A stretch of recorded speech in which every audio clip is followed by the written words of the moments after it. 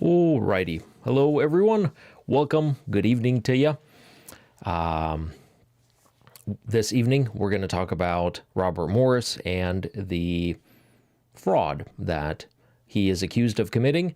And also, we got some juicy details. We've got the court case or the suit that's been filed. We'll go over that.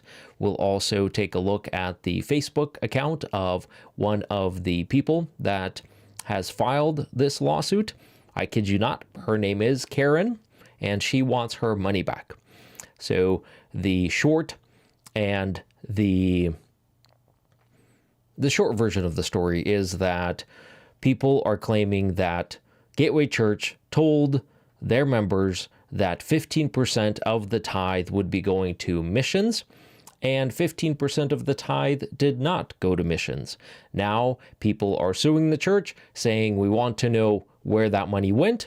And also, there is money that is unaccounted for. There is money that there was a CPA involved, and the CPA was essentially fired after the CPA started asking questions about million-dollar transactions that were not didn't seem to have a purpose for the church. So that's the game plan for this evening. I'm sure most of you know Robert Morris. He is the pastor that was recently removed from ministry in disgrace because about 30 years ago, he committed gross abuse of a child for 4 years in a row while he was married, while he was a minister. After this came out, after the father of this girl found out, he went to the church, and the church said that the guy needs to take a break. And for 2 years, he was supposed to take a break, but we have documentation that he actually wasn't, that he kept preaching through this period of time, and then he went right back to quote-unquote ministry, and then over time became the pastor of probably the largest church in all of the United States, about 100,000 members across all their various campuses. So now, the first thing we're going to take a look at is the lady named Katherine. And I lied. Her name is not Karen, it's Katherine. But Katherine Leach was a member of Gateway Church, and this is September 9th, 2024. So about a month ago, she wrote a letter to Gateway Church. This is after Robert Morris resigns. He resigned a couple months ago. This is in September. She says she wants to get her money back according to their money back guarantee. And the reason she cites for why she wants her money back and why she is pursuing this action is because she says she has growing concerns around Gateway Church's handling of God's money. Because they are not financially transparent, and she wants to give that money to a church that will steward it well. So June 16th is when the whole story with Robert Morris blew up. So since then, Katherine didn't feel like Gateway Church was doing a good job with handling the funds, and now she is asking for her money back. The reason she's asking for her money back is because Robert Morris and other elders of Gateway Church on multiple occasions said things like this. Let me play this clip for you. I've told our whole church that. See, I've actually told our whole church. I've told our whole church on many occasions, you tithe for 1 year, and if you are not fully satisfied at the end of that year, I will give you your money back. I've told our whole church that. See, I've actually told our So whole that's church. one clip. Whoop. Here's another clip. This is, as you can see in the clip I just played, he was a little bit younger. In the clip we're about to play, he is older and fatter. It's actually a different guy, but you'll hear. I started giving the first 10% to God. It changed everything. And here's what I'd like to do. I'd like to just challenge you. I've done this with our church. I've told our church on multiple occasions, I've said to them, if you'll try it for 1 year, if you are not fully satisfied at the end of that year, I'll give you your money back. You get the point. So in a very unusual tithing sales pitch, Robert Morris told people that the church would refund them their money if they were not satisfied. Well, now people are not satisfied and they are coming forward and they are asking for their money back. You can see here on their website, this is the Gateway Church website to this day, this is currently, it shows our financial commitment. The first 15% of Gateway's tithes is set aside to support local, national, and international outreach efforts. So the first 15% of the money that comes into the church, they are giving to local, national, and international missions. That's the claim. Now, Katherine did not get any sort of adequate answer from the church, and therefore she and others filed a suit against Gateway, and we're going to take a look at that. So you can see this was filed in the District Court of Texas. And there's Katherine Leach, the lady we just looked at, and there's Gary Leach, I assume her husband, and some other people there. And they are suing Gateway Church, Robert Morris, Thomas Lane, Kevin Grove, and Steve Doolin. Robert Morris, we all know, he's the senior pastor. The other guys here are also pastors of the church, and Tom Lane will be mentioned later in the article. I'm just going to touch on some of the key things here. They're saying that the lawsuit is going to include members from states throughout the United States, including Wyoming, where Gateway has a location, St. Louis, where Gateway has a location, and many other states, because Gateway has a large online presence and following. Membership is over 100,000 people. Accordingly, the likely putative class, putative class will be tens of thousands of persons, and the damages will far exceed $5 million. So what's happening here is that Katherine and others are filing suit on behalf of all of the members of Gateway Church. They are looking to make this a class action lawsuit and sue for all of the tithes to be returned to the people that gave to Gateway. Here, they just give a summary of what happened. We're going to skip the summary, and we're going to go straight to the meat of it. Robert Morris, founding and former senior pastor, Gateway leaders told the congregation for years that 15% of all tithe dollars went to global missions. And they also said this in the members' handbook given to new members. So when you became a member of the church made a promise. You could say, and what they're arguing here is they made a contractual agreement with the members of the church. They said, if you give us money, we'll take 15% of that and we'll give it to missions. Robert Morris in 2023 said, about 10 years ago, we passed in our missions giving $20 million a year. But now it's over 25 million. So straight from the horse's mouth, we're giving more than $20 million a year to missions, according to Robert Morris. Now, the relevant information here is that in 2011, or thereabouts, the church hired a CPA who was a partner at a well-known international accounting firm to come in and manage their finances. When the CPA first began working for Gateway, its annual revenue was in the $100 million range. So every year, Gateway, and this was back in 2014, 13 timeframe, they were bringing in $100 million. By 2014, it's $120 million. So this is the kind of money we're talking about here. The funny thing is that the CPA says that while they were bringing in $100+ million a year, he never observed the Global Ministries Fund give away more than $3 million in any year. If, the math here is pretty simple. 15% of 100 million is 15 million. So at a minimum, they should have been giving away $15 million a year or more. As the amount of tithes that they were bringing in went up, they should have been bringing in more money and giving away more money. But in fact, they were at most giving away $3 million, which is 3% of 100 million.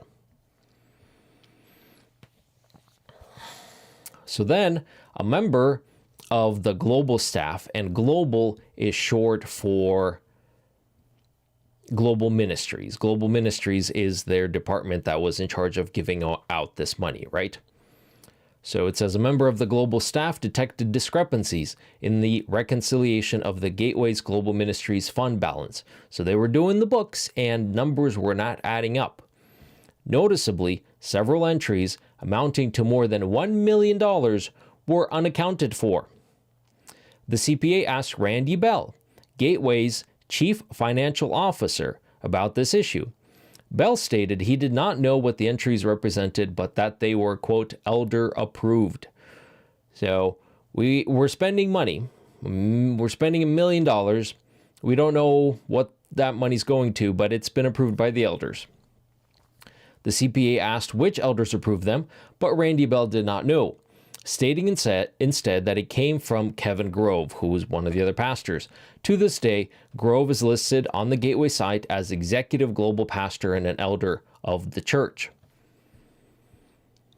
The financial irregularities observed by the CPA, so this is that reputable CPA that they hired to help them with their books, he observed irregularities occurred outside the scope of purview of any external accounting reports and thus escaped external scrutiny, meaning nobody was checking the books. There was no outside supervision, outside monitoring that was happening of where money was going and where money was being spent.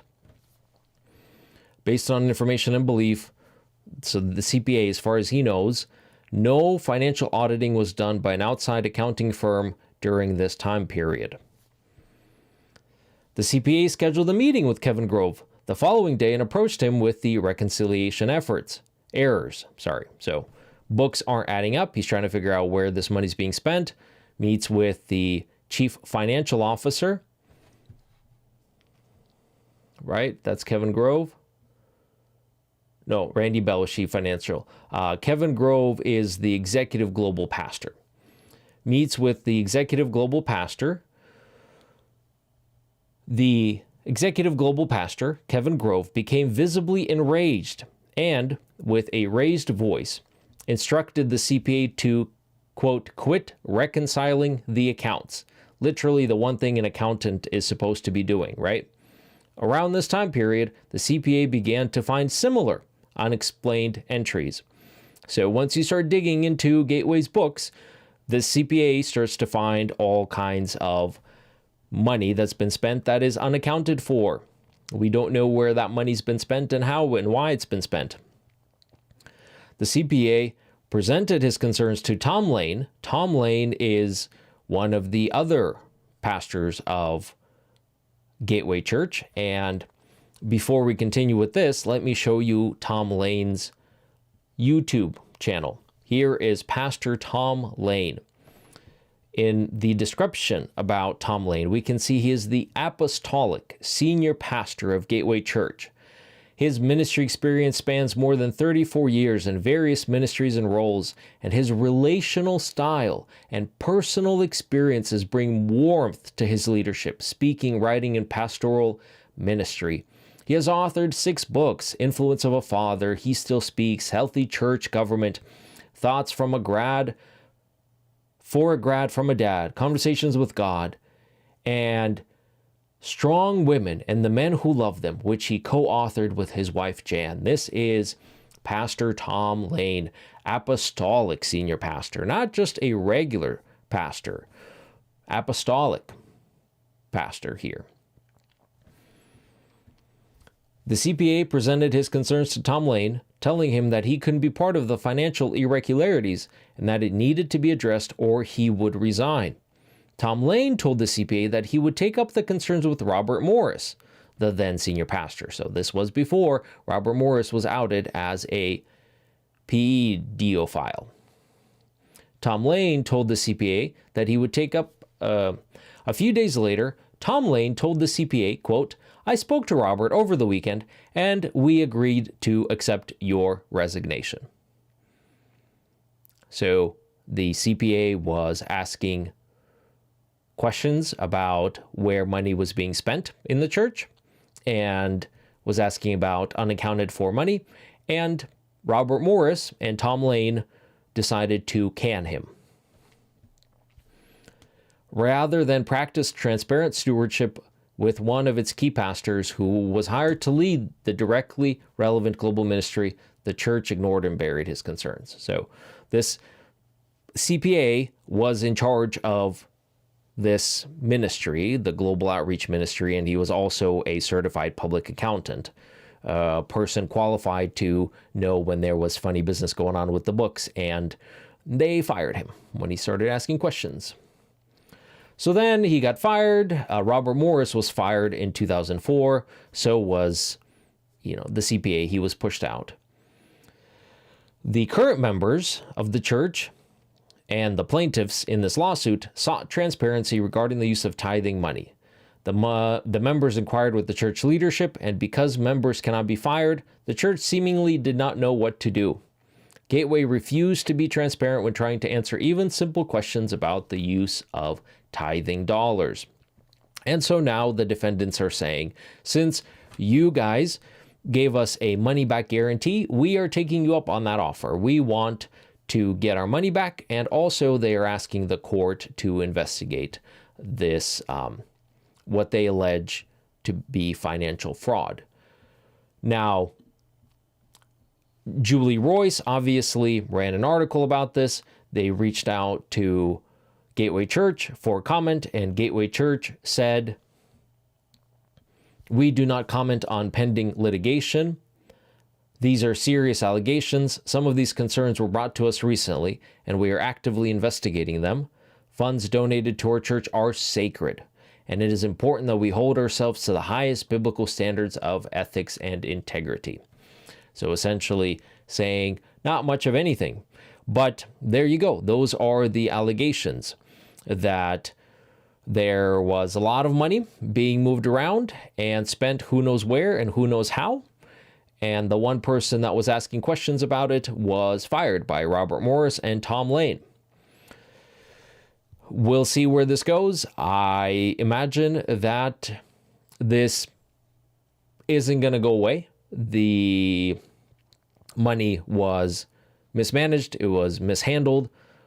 It seems pretty clear that the promise of 15% of the tithe going to missions was not kept. So that seems like it's pretty cut and dry. And then there's the questions of the other money that was spent that was unaccounted for. We'll see how that develops. But I think to absolutely no one's surprise, it turns out that Robert Morris was not only a PDFophile, he was also a crook. And the funny thing is that this man was put on a tremendous pedestal by the church. He was seen as a role model for what effective ministry looks like and what it looks like to grow a church, because we have decided as a church, and I guess I won't say we, but those who are in the church business and are in the business of making church a business, they have decided that the most important metric of all is how many people show up on a Sunday and how much money do they give you. And if that is the metric that you are going off of to measure success, well then Robert Morris was the most successful pastor of our generation. And therefore, these recent things that have come to light, they are just minor failings. They're just, hiccups. And really, Robert Morris is a hero because look, he grew an organization that was bringing in hundreds of $millions a year in revenue and catering to the needs of over 100,000 people. Is that a good thing? Is that what effective church ministry should look like? I would argue no. There is nothing inherently more godly or more biblical about a massive church. And in fact, large churches often have problems that smaller churches do not. The opposite of that can also be true, that smaller churches can have problems that bigger churches do not. But big churches typically struggle with a cult of personality, with somebody like Robert Morris being put on a pedestal where they cannot be questioned, and anyone who does ask questions is pushed out, as we saw here. So, as always, my encouragement to you, my reminder to you is to seek God, seek Him in His Word, seek Him in a personal relationship with Him. Do not worship men. Do not put men on a pedestal. Do not look to men to be your heroes or to be your saviors. Men fall, and hopefully when sin is exposed, the church deals with it quickly and it deals with it appropriately, and we remove the evil from our midst and we move on, trying to seek after godliness and after holiness as the Bible calls us to. I thank you all, and subscribe, like the video, share the video. We'll, I'm sure, talk about this more as the story develops.